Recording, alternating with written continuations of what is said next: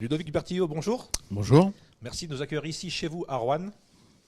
Alors chez moi, oui, et chez Taylor Jacket en plus, toi, donc On a la chance, doublement à la maison. on Quoi, a la tu vois. chance d'être bien accueillis dans un lieu qui est magnifique. Ouais, tout à Avec fait. j'ai en face de moi des chemises qui me font très envie, donc je ne sais pas si je vais pas repartir avec une chemise. Ça, il faut voir avec Jérémy, hein, tu vois, c'est après ça.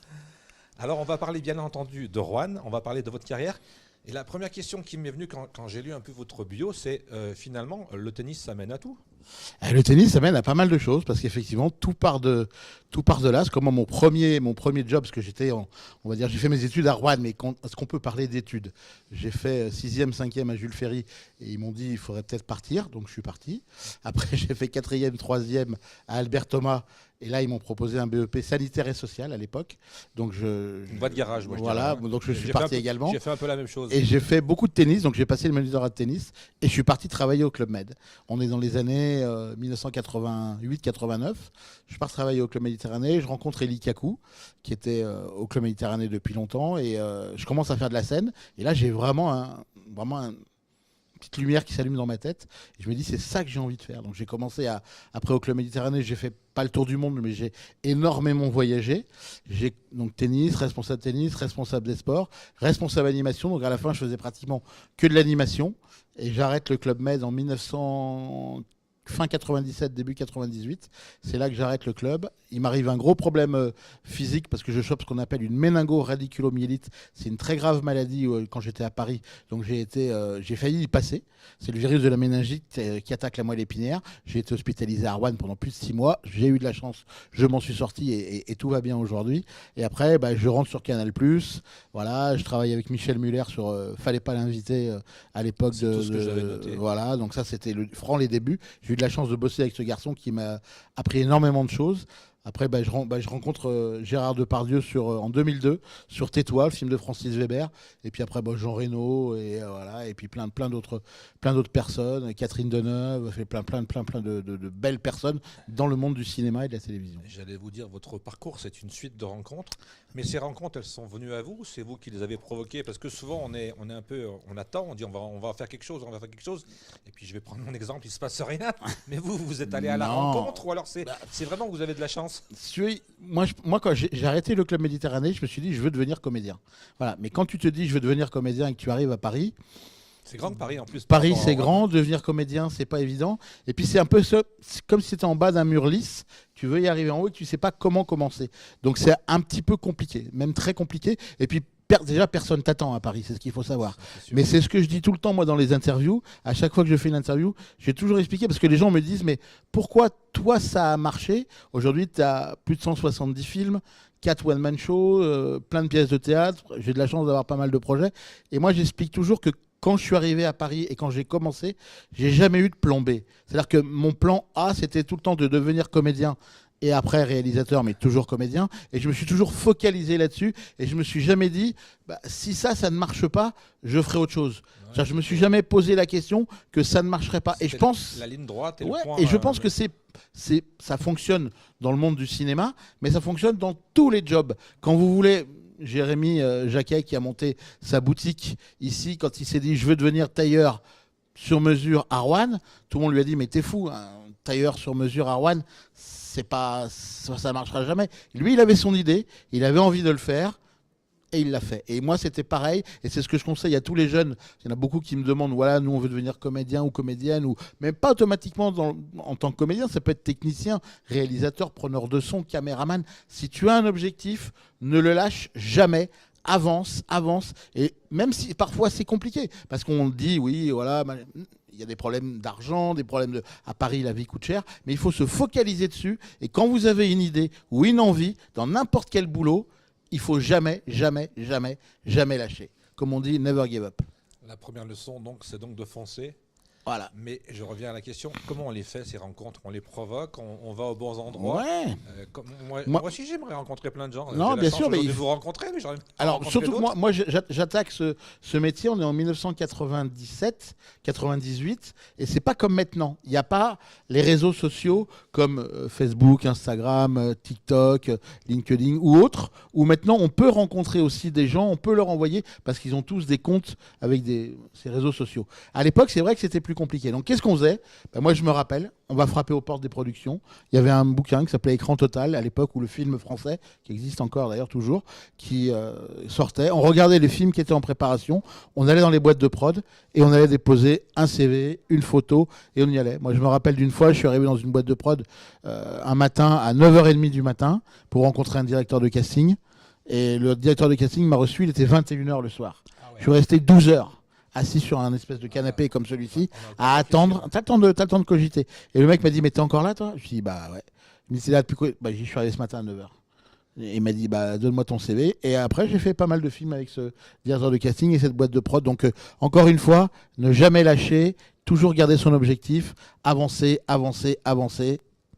Et on a une chance que ça puisse fonctionner. Oui, mais il y a aussi une chose, vous parlez d'avancer, ce qui est vraiment intéressant, c'est d'avancer, c'est sûr, mais il faut aussi peut-être une pointe de talent et de travail. Alors ça, c'est... Parce que ça, c'est ce que les jeunes oublient, ils veulent tous être célèbres, mais il faut aussi avoir du talent, non? Mais ça, on va dire, c'est ce qu'on appelle la sélection naturelle. Ouais.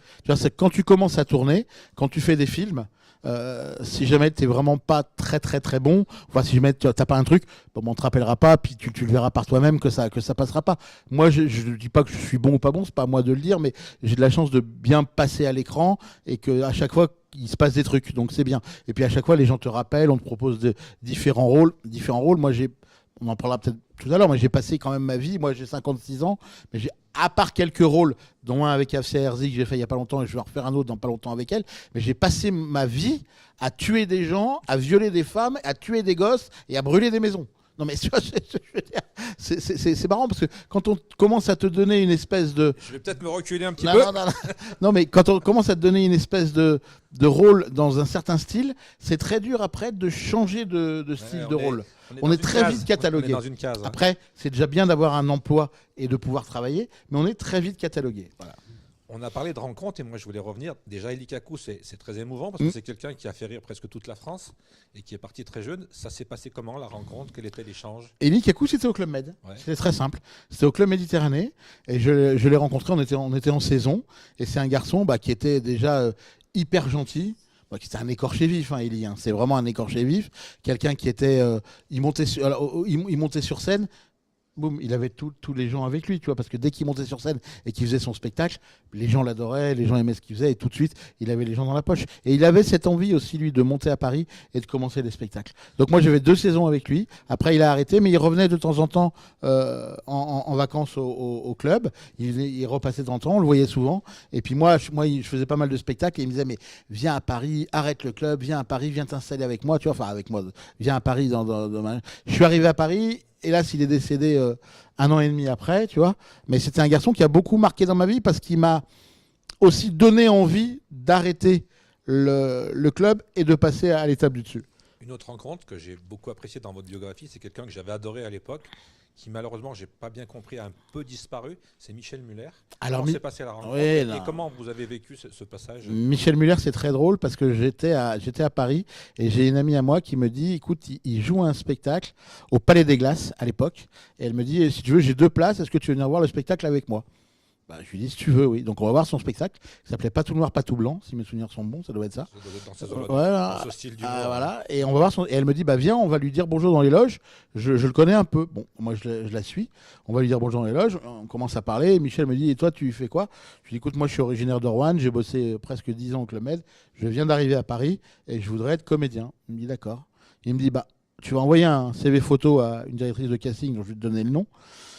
Et moi, j'ai commencé une rubrique sur Canal+ qui s'appelle Fallait pas l'inviter, où on prend des gens. Donc, Gérard Jugnot, c'est sur Nulle part ailleurs, deuxième partie de Nulle part ailleurs. Gérard Jugnot vient faire sa promo et lui dit non, Jugnot, fallait pas l'inviter parce qu'on tournait des magnétos.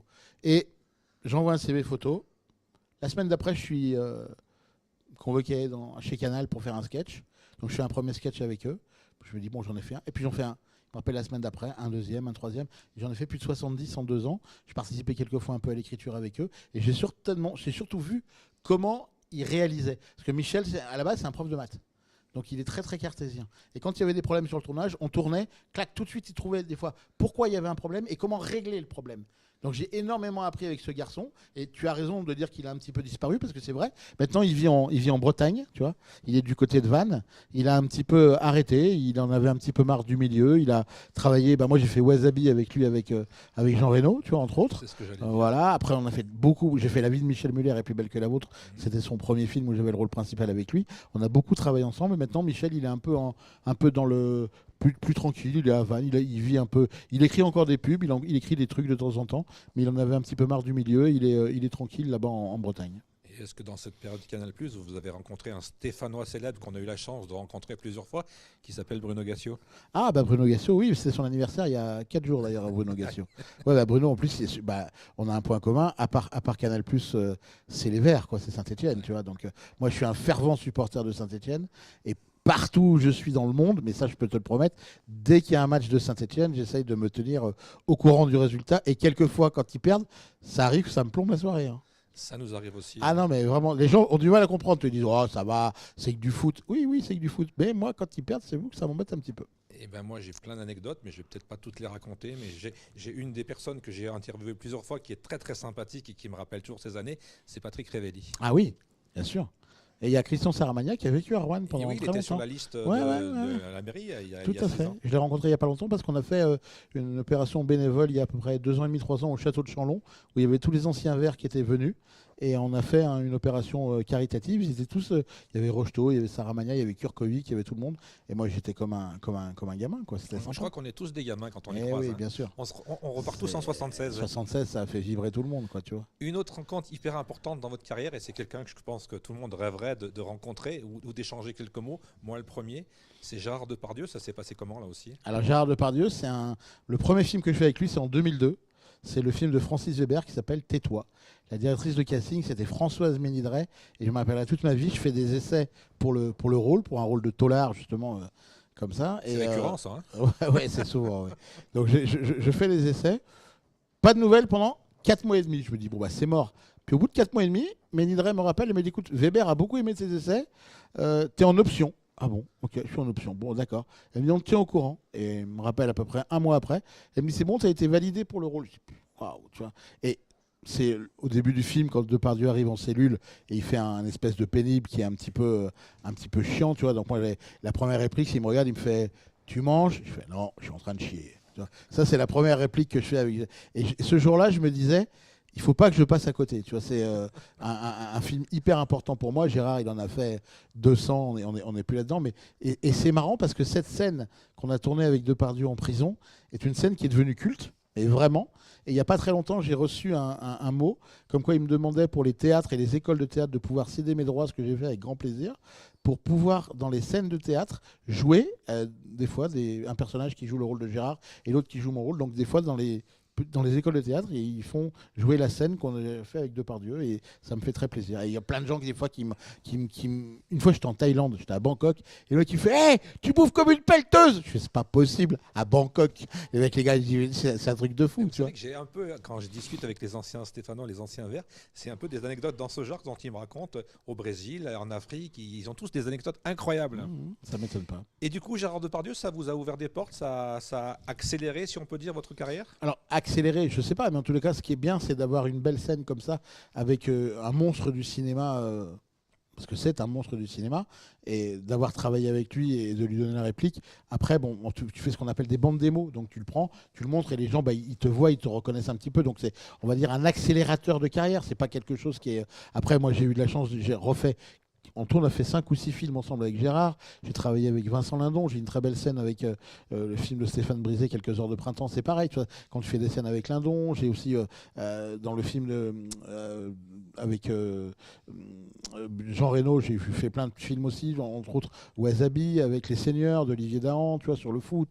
Enfin, quand tu fais c'est toujours bien de faire des gros films et de faire des belles scènes avec des gens un peu connus, parce que ça ne peut que te servir dans le bon sens. Et puis même toi, tu progresses énormément quand tu donnes la réplique à à Vincent Lindon, à Jean Reno, à Gérard Depardieu, à Catherine Deneuve ou à d'autres, Catherine Jacob, enfin des gens comme ça, tu vois. Là, j'ai fait avec Max Boublil il n'y a pas longtemps sur Neuilly-Poissy. Là, j'ai fait avec Cad Merad, j'ai fait 2-3 films aussi, tu vois. Quand tu joues avec Ça, des c'est gens comme régional, ça, Cad Merad. ouais, Cad Merad, ouais, ben, on se connaît bien avec Cad. C'est un ancien du club, il avait travaillé aussi au club avec Armand Lévy d'ailleurs. Et c'est que bénéfique pour toi parce que plus tu vas travailler avec des gens qui ont du talent, plus tu vas essayer de te mettre à leur niveau. Dernière question cinéma, est-ce que vous avez tourné dans la région? Est-ce que vous allez tourner dans la région dans les mois, dans les années qui viennent? J'ai tourné dans la région parce qu'on a fait le film d'Olivier Lousseau, La fille du patron. Ouais. La fille du patron qu'on a tourné en 2015. Donc ça C'était fait une histoire de textile. 10 ans, ouais, une histoire Oui, de je me textile, rappelle. tout à fait. Sur des joueurs de rugby amateurs et l'équipe qui va être normalement décimée pour des raisons, on va dire, argent, Financière. ouais, financière. Et là, on a tourné en 2015, tout à fait. On a tourné avec Olivier Lousseau, il est de la région, il est de Saint-Alban-les-Eaux, Olivier. On a d'autres projets dans les semaines qui viennent au niveau cinéma? Alors là, Quand moi... je dis on, je parle de vous. Oui, non, alors non, je rigole. J'attaque un film de Paul Morinière, alors là, pareil, un film horrible, un très beau film, mais ce que j'ai passé ma vie à faire des rôles de méchants, des rôles Eh de bien, je vois tueurs. votre fusil qui dépasse. Moi, je travaille beaucoup à l'arme blanche. Non, je rigole. Et là, je fais un film qui s'appelle Anthropos, tu vois.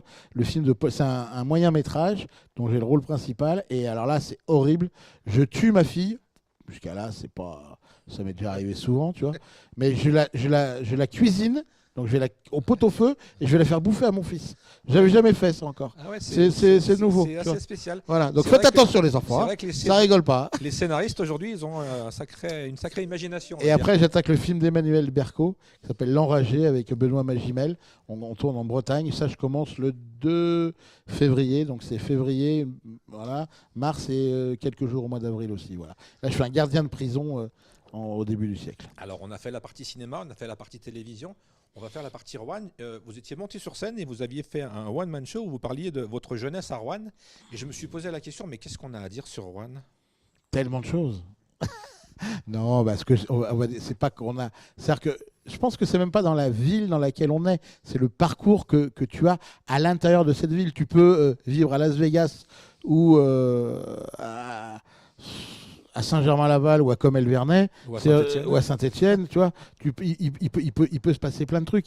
Et moi, si tu veux, j'étais quand même, comme je le dis, et je ne conseille pas de le faire, mais à l'école, j'étais un petit peu polisson, tu vois, donc j'ai raconté ça un petit peu. Tu vois, que moi, c'est pas que j'aime pas l'école, c'est que je pense que j'étais pas adapté au système scolaire. Et puis moi, c'est pas ça, c'est même pour une vanne ou un truc comme ça, je pensais à chaque fois, c'est faire des conneries, faire rire mes copains, faire rire mes copines. Dès que je pouvais faire rire quelqu'un ou un truc comme ça, c'était le bonheur pour moi, tu vois. Quand vous êtes hors de Rouen, vous le vendez comment, Rouen? Vous explique. Quand vous dites je suis de Rouen, on vous parle tout de suite de gastronomie ou alors on vous parle d'autre chose? Alors on te parle de 2-3 trucs à Rouen. Ouais, On te parle, alors souvent, on parle de la chorale de Rouen, ouais, le le basket. basket. Donc la chorale de Rouen, on te parle de ça.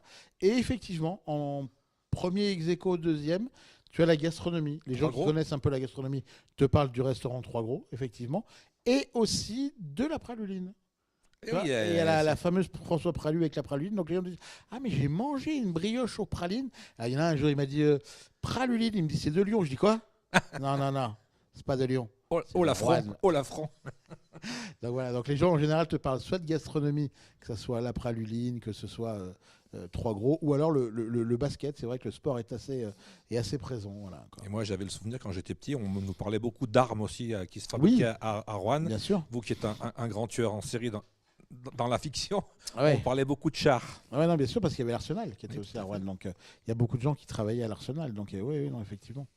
Non, mais Rouen, je crois, commence à retrouver un petit peu des lettres de noblesse avec tout, même tous les villages qui entourent Rouen, tu vois, je veux dire. Il y a des choses à découvrir, il y a des belles choses. Regarde hein. le Petit Prince ou l'Aventure ou le Château de Chanlon, tu as des super restaurants, tu as les vins de la côte rouennaise qui ont énormément progressé, tu vois, depuis ces dernières années, on fait vraiment des belles choses. Donc, puis la côte rouennaise, c'est joli, il y a plein de trucs dans la côte rouennaise. D'ailleurs, Moi, je suis vraiment un chaud représentant de ma région et j'aime ma région. Tu vois. D'ailleurs, il y a 5 minutes avant de vous croiser, j'ai appelé un ami qui a un cabaret à Renaison. Il s'appelle Frédéric Arnaud. Il m'a dit tu salueras Ludovic. Il doit se souvenir Bien de sûr, moi. très bien, oui, bien sûr. Oui, il y a aussi la culture et le spectacle. Ouais, il y a- à Rouen. regarde, tu parles de spectacle, tu me lances une perche. Moi, je suis parrain d'un cabaret qui s'appelle le cabaret chez Bijoux, un cabaret transformiste qui est à Villeray. Je connais, ouais. Tu vois, c'est, Je suis jamais Si, je suis allé manger, mais j'ai Et jamais vu le moi, spectacle. je suis parrain de ce cabaret. Et c'est ce que j'ai dit à Bijou quand il a monté son truc. Je lui ai dit, mais je trouve ça énormément de respect. Une personne qui te dit, je vais monter un cabaret transformiste à Villeray, quand tu vas voir le banquier, tu dis, oh, je vais monter un cabaret transformiste à Villeray. Le mec, il te fait, vous êtes sûr? Et vous faites quoi dans la vie? Ben, je fais partie des gens du voyage. Ah. Alors, je lui dis, pour ton oseille, il y a deux solutions. Soit il a eu très peur, Ouais. soit vraiment ton dossier était solide. Et le dossier était solide et ça a fonctionné. Et moi, j'adore Bijou, j'adore son cabaret, Oui, on y mange très Il y a bien. des gens qui Il y a viennent de partout et maintenant. il y a un super spectacle. À Renaison, il y a aussi le cabaret d'élégance, mais Oui, il y c'est a, ça. il y a plein de trucs, tu vois. Il y a vraiment plein de trucs qui se passent on en parlait il y a 2 secondes, et ça, c'est bien. Roanne est une ville qui est en train de beaucoup bouger, quoi, tu vois. Et moi, il y a 2 mois et demi, ils m'ont remis la médaille de la ville de Roanne et j'étais très fier. Mon père aussi, je crois que mon père était plus fier que moi, tu vois. Et C'est ce qui même arrive Michel souvent. Troisgros m'a appelé, m'a dit, écoute, Ludovic, bravo pour ta médaille. Et j'ai remarqué que ça plaisait beaucoup aux gens un peu plus âgés aussi. Tu vois ce que je veux dire? Les jeunes, bon, hein, mais les anciens te disent, oh, ils ont la médaille de la ville. Donc, évidemment, j'ai été très, très, très reconnaissant que M. Nicolas et la mairie de Roanne me remettent la médaille de la ville. Tu vois, donc, C'est déjà bien parce que moi, c'est- j'en ai pas de médaille. Oui. c'est la première que j'ai, je te rassure. C'est moi, j'ai bac-3. Ils m'ont viré en Alors, troisième. moi, j'aime donc, bien l'envers du décor. On me fait des signes. Ça va être sans doute la dernière question. Donc, on va dire qu'on va conclure. Je vous ai vu récemment dans une série assez prenante et assez qui est une réflexion sur la réalité, puisque c'était Les Disparus de Perpignan. disparu de la gare. Ouais, de la gare. Et ça se situe à Perpignan, si je dis pas de bêtises. Perpignan, et on a tourné à Perpignan et Montpellier. Ouais. Comment vous êtes arrivé dans la série et comment vous l'avez vécu? Parce que là aussi, de jouer ce personnage, hein, on va pas tout dévoiler puisqu'il fallait le voir sur les C'est pour l'instant plateformes. sur Disney+, et après Ouais. ça va passer sur TF1. Mais comment on arrive là-dedans et comment on vit ça, quoi? Et ben, la réalisatrice, Virginie Sauveur, m'avait vu dans un autre film, je ne sais plus lequel, et elle m'a demandé de la rencontrer. Donc on a fait une rencontre avec la directrice de casting, et elle m'a proposé le rôle. Et ce qui est très bizarre dans cette série, bon, déjà la première chose qui est bizarre, c'est que c'est la première fois que je joue un mec qui a vraiment existé. C'est-à-dire quand tu joues un tueur ou n'importe quoi, tu joues quelque chose qui existe sous la plume d'un auteur. Un auteur, il te dit ça, dans le film de Neuilly Poissy avec Boublil, je fais un gitan qui a décapité sa femme. Voilà, ok, pas de problème. Mais là, c'est vraiment un mec qui a vraiment existé, qui est en tôle, qui est en prison, qui a vraiment fait tout ce qu'on a fait, donc tu n'abordes pas le rôle de la même manière.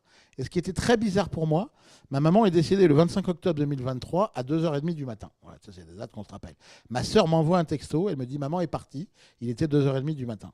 Et le 25 octobre, le matin, je rencontrais Virginie Sauveur pour ce film-là. Donc je dis à Margaret, ok, merci, c'est donc ma sœur. Je vais au rendez-vous le matin, et la réalisatrice me dit, bonjour Ludovic, elle me fait, ça va? Je dis, oui, ma mère est décédée cette nuit. Ah, elle me dit, d'accord, elle me dit, tu veux qu'on annule le rendez-vous? Je dis, on n'annule rien du tout. Je dis, comme on dit dans ce métier, show must go on, on fait la rencontre et on verra après. Donc on a fait la rencontre, ça s'est très bien passé. Et donc c'est pour ça que c'est un casting, une rencontre, on appelle ça comme on veut, parce que je ne peux pas de casting, mais c'est plus une rencontre qui était très bizarre, parce que tu vois, ta mère vient de mourir, tu rencontres. Et finalement, j'ai conclu dans ce qu'elle voulait. Enfin, elle a bien aimé ce que je lui ai proposé. Et après, on a commencé le film. J'avais 2h30 de maquillage sur ce film. Sur les années 90, non, mais sur les années à la fin, j'avais les cheveux longs, faux nez, fausses dents, faux cheveux, machin. Mais c'était très intéressant et très bizarre aussi. Parce que quand je logeais à Montpellier, le matin, je prenais mon petit-déj, parfois avec les familles des victimes. Donc c'était très compliqué, tu vois, parce que je parlais avec eux, tu vois, et voilà. Et j'ai une anecdote aussi dingue, c'était à Perpignan. Là, j'étais vraiment habillé en rançon avec les fausses dents, le machin, horrible. Je bois, sans dévoiler le scénario, mais je bois une bière, machin, et une nana qui passe derrière moi, je la regarde comme ça, je pose ma bière, je lui emboîte le pas, donc on se doute de ce qui va se passer derrière. Et là, c'est la fin de l'épisode. Et le réalisateur, Justinien, dit, ok, c'est bon, fin de journée, c'est 2h30 du matin. Ludovic, tu peux aller te démaquiller. Je fais d'accord. Et là, il y a une dame qui arrive, qui vient me voir. Une dame qui était d'origine marocaine, je crois, qui avait à peu près 65-70 ans. Elle me dit, elle me regarde comme ça, et elle me dit, il a gâché ma vie. Et elle se met à pleurer. Putain, je dis, bah, écoutez, je suis désolé, tu vois, je ne sais pas trop comment réagir, si je dois la prendre dans mes bras ou machin, c'est compliqué, tu vois. Et écoute bien la question d'après, et je vous expliquerai pourquoi. Et je dis, bah oui, d'accord. Et on m'explique que cette dame, une des femmes qui avait tué Jacques Ranson, s'appelait Mokhtaria Chaïb. Et à l'époque, cette dame, c'était la nounou de Mokhtaria. tu vois, à l'époque. C'était la nounou de cette fille que ce mec avait tuée. Donc, je dis, écoutez, je suis désolé, moi, je peux pas. Et la phrase d'après, elle me dit, il a gâché ma vie. Je dis, hein. Elle me dit, on peut faire un selfie. Et là, tu te dis, les gens sont très bizarres. Ouais, on est dans plein décalage. Voilà, je dis, vous voulez pas que je me change, que je revienne à elle? Elle me dit, non, non, comme ça. Bon, bah d'accord. Donc on a fait une photo, on a fait un selfie. Je me dis, je suis sûr qu'elle l'a fait agrandir, qu'elle prend des fléchettes et que ça, de temps en temps, je sors des trucs. Je suis sûr qu'elle. Non, je plaisante, mais c'est très bizarre parce que les gens te disent, il a gâché ma vie, ce que je peux comprendre. Et derrière, on peut faire un selfie. Ouais, on mélange tout finalement aujourd'hui, dans l'émotion, dans les sentiments, dans plein de choses. Voilà. Ludovic Bertigot, merci beaucoup d'avoir répondu favorablement à cet Avec entretien. grand plaisir. Moi, je vous souhaite de passer des belles fêtes, un joyeux Noël, pareil, à quelques jours de Noël. Belle fête à tous les auditeurs de demander une de petite figure chose. publique. Est-ce qu'on peut vous revoir dans les mois qui viennent à Saint-Etienne?